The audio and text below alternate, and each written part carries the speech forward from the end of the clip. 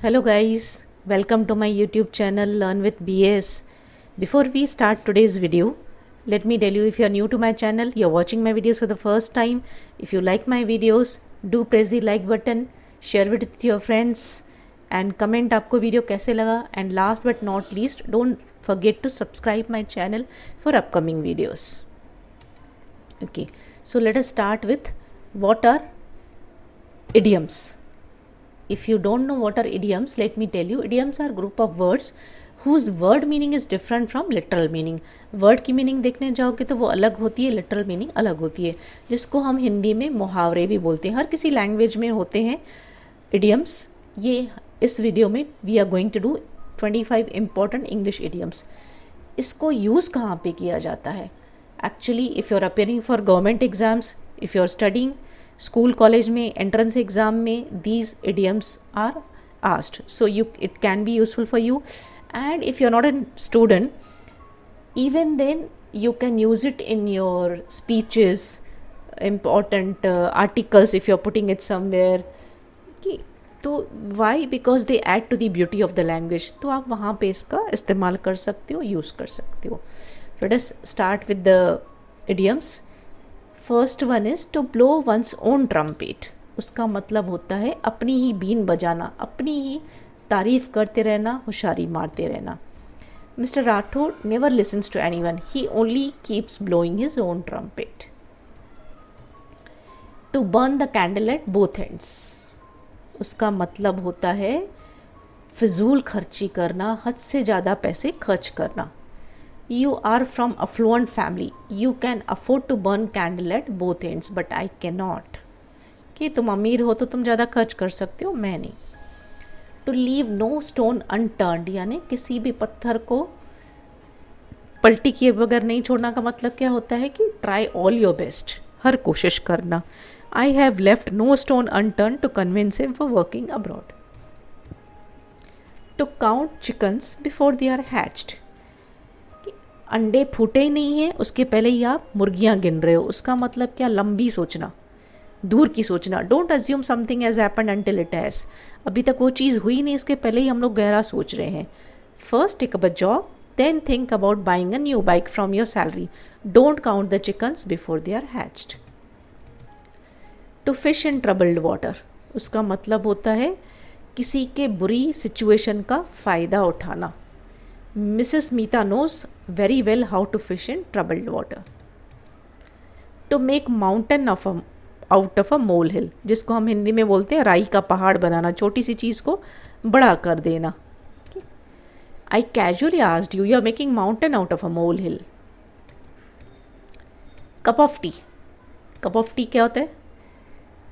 Something which you don't like और you are not interested in. किसी चीज़ में आपका इंटरेस्ट नहीं है, आपको पसंद नहीं है और आपको वो बोला जा रहा है. Giving speech in English is not my cup of T, मेरे बस की बात नहीं है. टू निप द बर्ड, यानी निप, बर्ड क्या होता है? जो जिसमें से फूल खिलता है, पंखड़ी. निप यानी निकाल के रखना उसको. तो उसका मतलब होता है to stop problem from becoming serious. Problem की शुरुआत होते ही उसको ख़त्म कर देना, उसको ज़्यादा आगे बढ़ने नहीं देना. Bad habits must be nipped in the बड.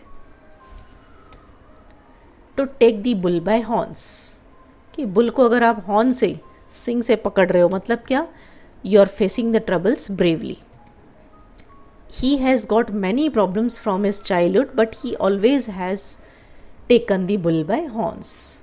बहादुरी से सामना किया है. Closed fisted man.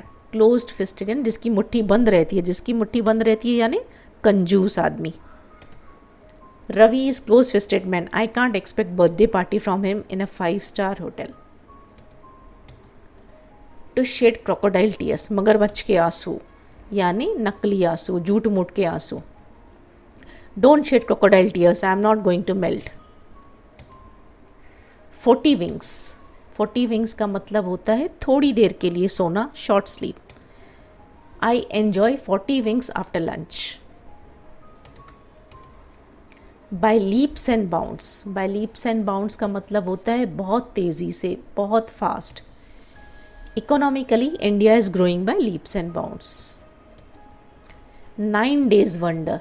9 days wonder का मतलब होता है जो चीज़ें थोड़े टाइम के लिए ही अच्छी लगती हैं, जो थोड़े टाइम के लिए ही अट्रैक्ट करती हैं, ऐसी चीज़ों के लिए बोलते हैं 9 डेज़ वंडर। जैसे marriage is a 9 days wonder and we feel we are trapped, afterwards we feel we are trapped. A wolf in the sheep's clothing, कि भेड़िया जो है इसमें आता है शीप के खाल में, यानी बाहर से कुछ और दिखता है, अंदर से कुछ और है, ऐसे आदमी के लिए बोला जाता है। मलिशियस पीपल एक्टिंग काइंड, जो अंदर से कनिंग है, बाहर से ऐसे दिखा रहे हैं हम काइंड है। Don't get carried away by his sweet tongue, he is a wolf in sheep's clothing. A storm in the cup of tea, कि एक कप ऑफ टी में तूफान आना, उसका मतलब क्या है?